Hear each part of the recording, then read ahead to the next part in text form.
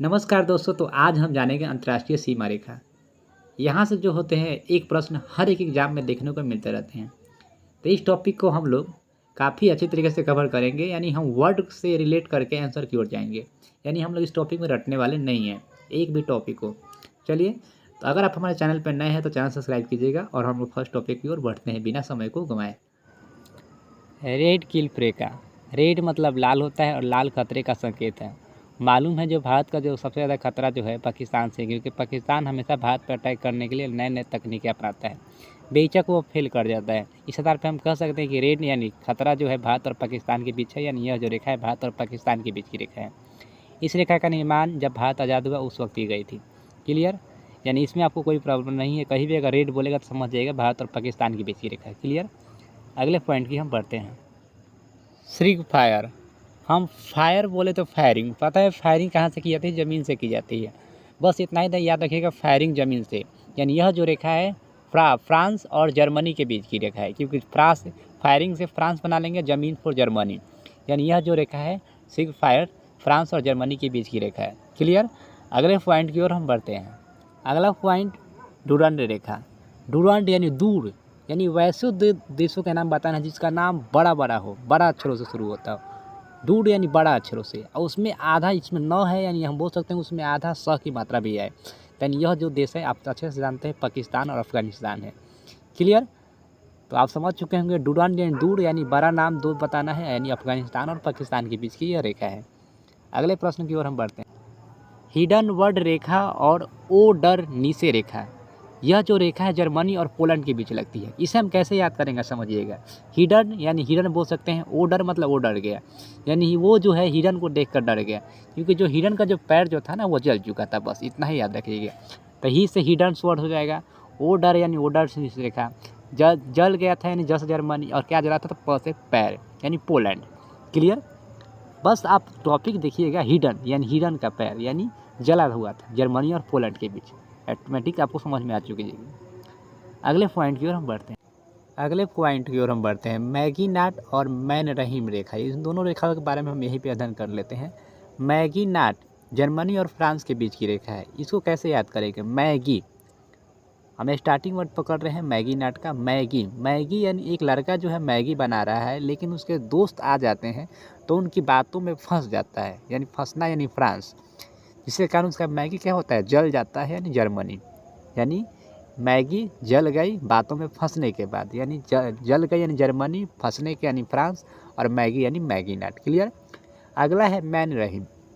Man मतलब पता है, मैन यानी मनुष्य। मनुष्य का जो एक आदत होता है ना रूठने का, मनाओ फिर रूठ जाता है, मनाओ फिर रूठ जाता है, ऐसे क्रम जो होता है पूरा जीवन चलता ही रहता है। तब मनुष्य क्या हुआ, रूठ जा रहा है यानी रूस, और क्या मनाने के बाद फिर रूठ जा रहा है यानी फिनलैंड। ओके, आप अगर जैसे ही आपको मैन रहीम की बात आएगी तो रूठने वाला बात नहीं समझ में आ जाएगा, और मनुष्य यानी रूठ रहा है यानी रूस। क्लियर?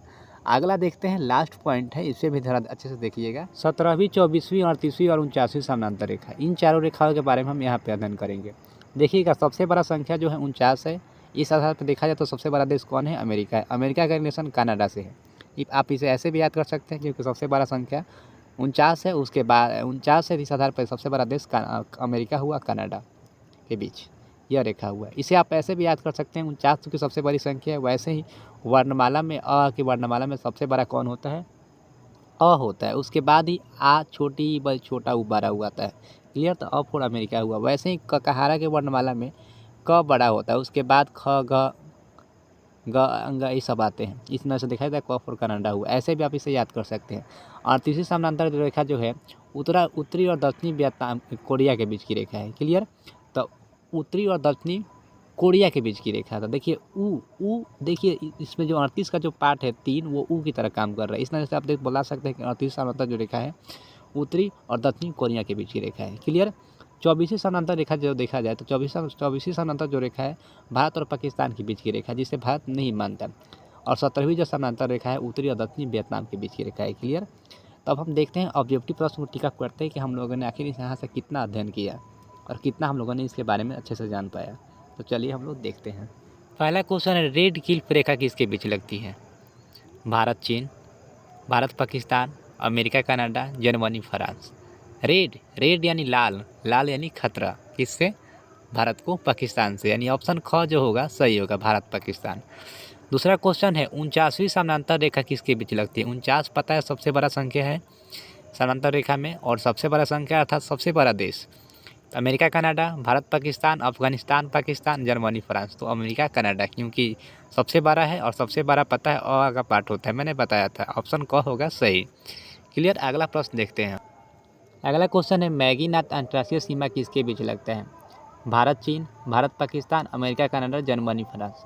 तो रूल क्या था? मैगी, मैगी जो है जल चुका था दोस्तों से बात करने के चक्कर में फंस जाने के कारण, यानी ऑप्शन घ सही होगा, जल गया था फंसने के कारण। प्रश्न चौथा है मैन रहीम रेखा किसके साथ लगता है? अमेरिका कनाडा, भारत पाकिस्तान, रूस, फिनलैंड, जर्मनी फ्रांस। मैन का आदत क्या है? रूठने का, मनाव फिर रूठ जाता है, यानी रूठ जाता है, यानी रूस और फिर यानी फिनलैंड, यानी ऑप्शन ग सही होगा। आशा करते हैं आपको टोटल बातें याद हो चुकी होगी। अगर आपको वीडियो अच्छी लगी तो चैनल सब्सक्राइब कर लीजिए। फिर मिलते हैं नए प्रश्न के साथ।